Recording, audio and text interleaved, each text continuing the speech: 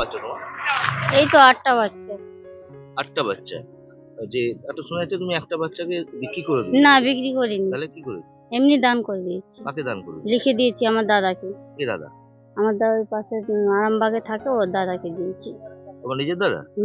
তোমার নিজের দাদা কি করবে? তোমার বাড়ি কোথায়? আমার বাড়ি কাছে। হ্যাঁ? আর দাদার বাড়ি? দাদার বাড়ি কোথায়? আরামবাগে। আর আরামবাগে দাদার বাড়ি হলে তোমার বাড়ি তাঁতিবাড়ি হয় কি করে? মানে পাতানো দাদা? পাতানো দাদাকে তুমি দিয়ে দিয়েছো? ওটা কে, কি ছিল, মেয়ে না ছেলে? মেয়ে ছিল। কতদিন ধরে চিনতো? অনেকদিন থেকে চিনতাম। তো কেন দিয়ে দিলে কেন? দিলাম, মানুষ করতে দিলাম, লেখাপড়ি করাতে পারবো নি, কোনো কিছু করাতে পারবো না, এই জন্য দিয়ে দিয়েছি। আর কি করব? মানুষ করতে দিয়েছি, তার জন্য আমার কাছে আসবে, আবার বাচ্চা আসবে, আমি সেরকম ব্যবস্থা করে দিয়েছি। আমি কারো কাছে সাহায্য চাইনি, কারো কাছে কোনো কিছু চাইনি। আমি স্যার, তুমি দিয়ে দিলে কেন? আমি এমনি মানুষ করতে দিয়েছি। আমি এমনি লিখিত করে মানুষ করতে দিয়েছি যে বৌদি তুমি রাখো, তো আমি এটাকে পড়াশোনা করাতে পারবো নি, তার জন্য আমি দিয়েছি। আমাকে ক্ষমা করবে তোমরা, আমি মানুষ করতে দিয়েছি, আমি নিয়ে আসবো। আমি লিখিত কাগজ কার কাছে? আমার দাদার কাছেই আছে।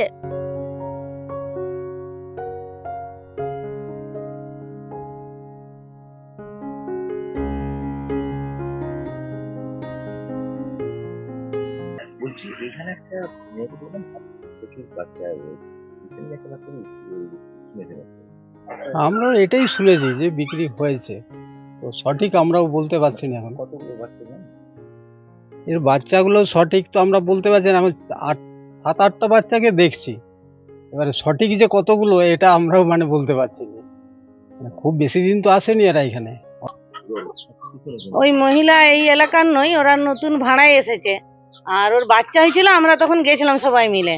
এবারে ও তারপরে তো আমাদের রোজ রোজ যাওয়া সম্ভব না, জানিও না, এই আপনারা এসে বলছেন বলে এখন শুনলাম। ওর বাচ্চা আমরা 6টা-7টা দেখে এসেছিলাম, আরেকটা হয়েছিল, সেইটা আমরা ছবি টবি তুলে এনে রেখেছিলাম আমাদের ঘরে। হ্যাঁ, বাচ্চাটা ছবি তুলে মায়ের সাথে তুলে এনে রেখেছি আমি। না, তারপরে আমরা যাইও নি ওদিকে আর।